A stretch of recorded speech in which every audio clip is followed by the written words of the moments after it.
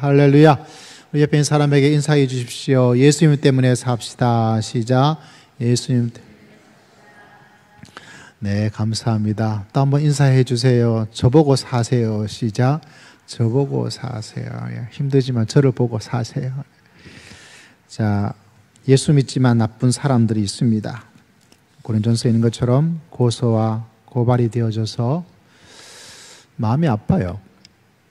왜냐하면 저는 옛날에 텔레비전에 그 스님들이 막 강목 들고 막 싸우는 거 보고 굉장히 충격을 받았거든요. 그때 막 소림사 영화가 막 나왔던 시절에서 저는 절에 들어가면 다 소림사 영화 나오는 것처럼 막 하고 막 손 막 하고 막 이렇게 해가지고 강목 들고 설치는구나 이렇게 생각해서 저는 교회를 다니기 시작을 했어요.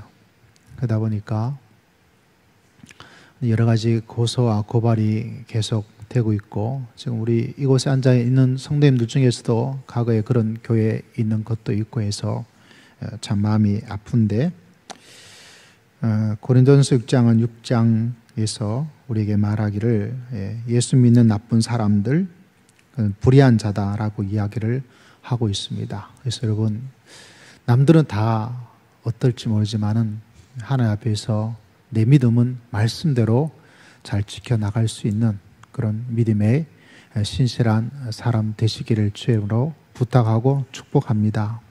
그래가지고 손해 나도 괜찮아요.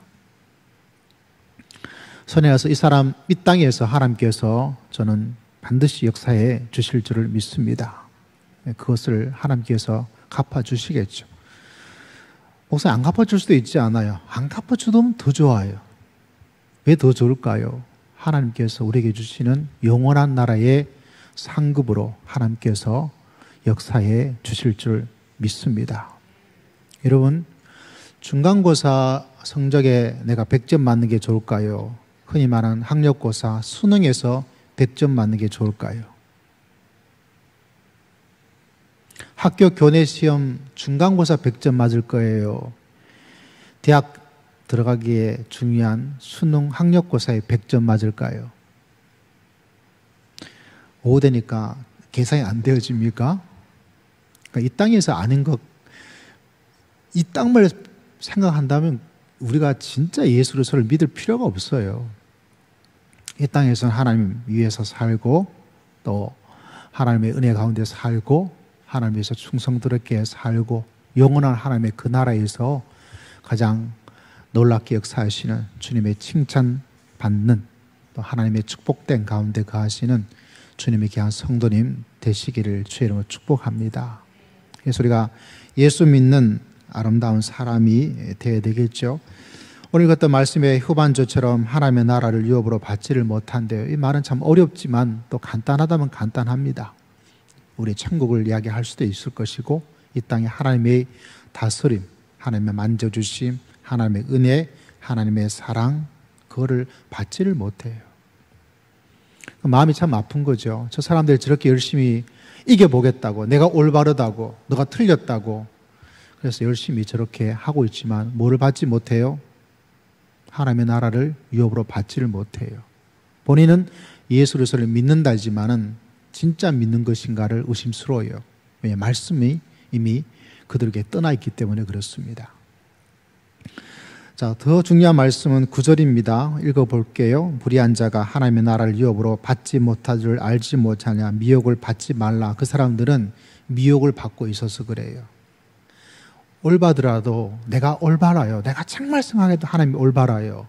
그래도 저 사람이 그 사람을, 형제를, 하나님 나라의 백성을 고소하지 말아요.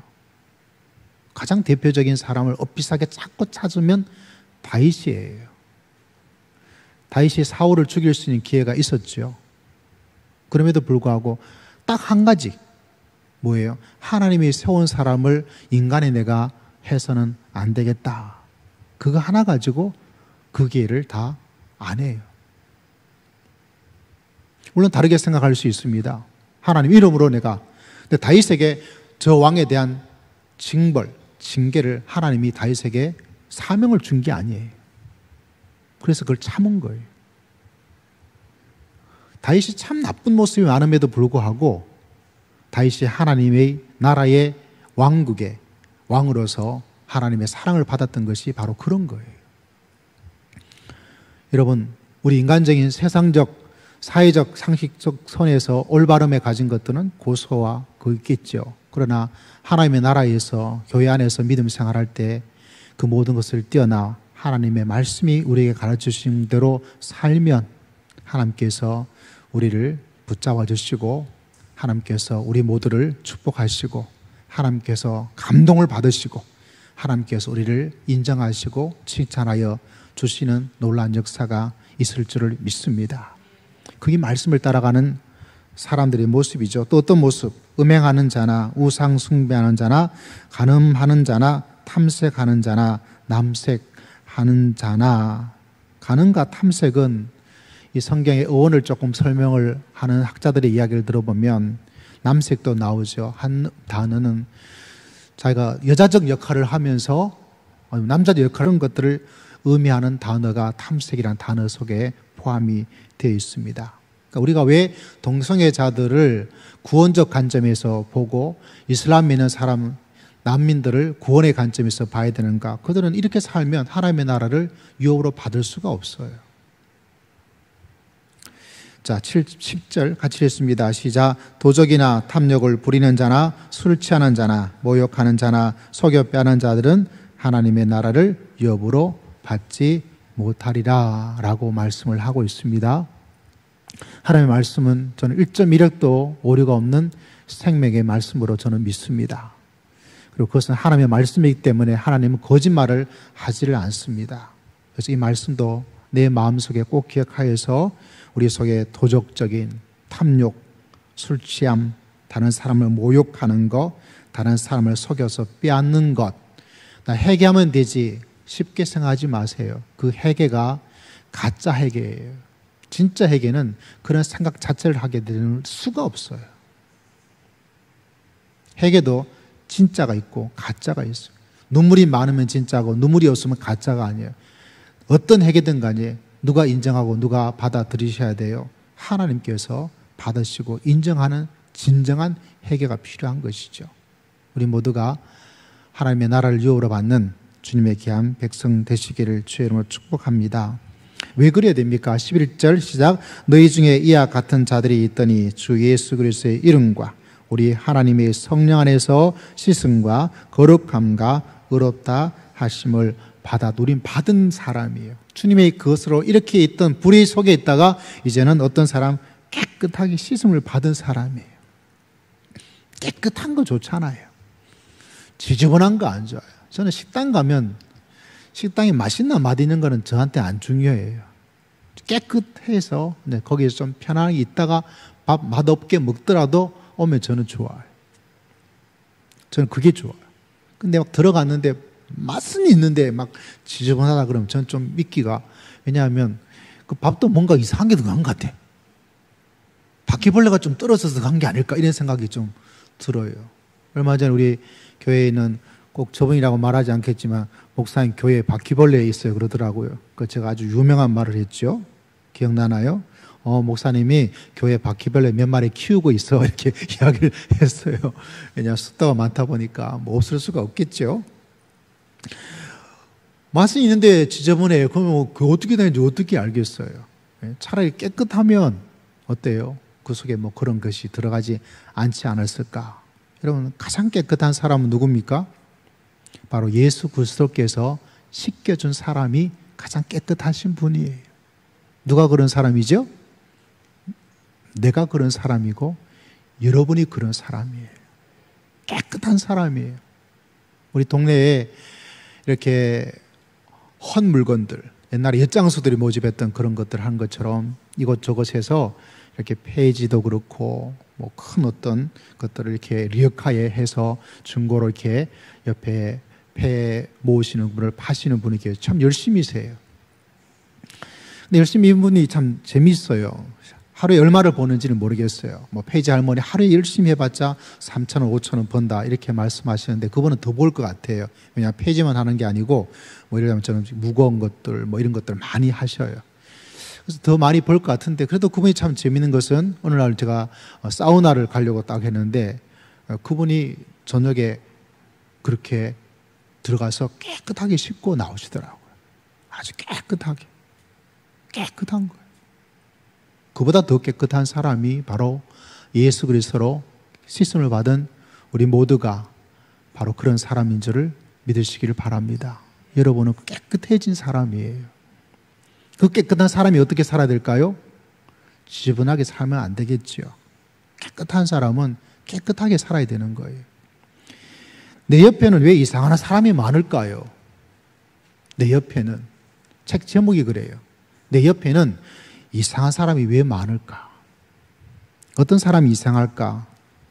남의 업적을 가로채는 사람, 뭐든지 아는 체 하는 사람, 화를 잘 내는 사람, 치근덕거리는 사람, 거짓말을 일삼는 사람, 남의 성공을 시기하는 사람, 까다로운 척하는 사람, 불평불만이 많은 사람, 그때그때 인격이 달라지는 사람, 거저 먹으려는 사람, 불행 바이러스를 퍼뜨리는 사람, 긍정을 강요하는 사람, 이런 사람이 바로 이상한 사람이라고 이야기를 해요.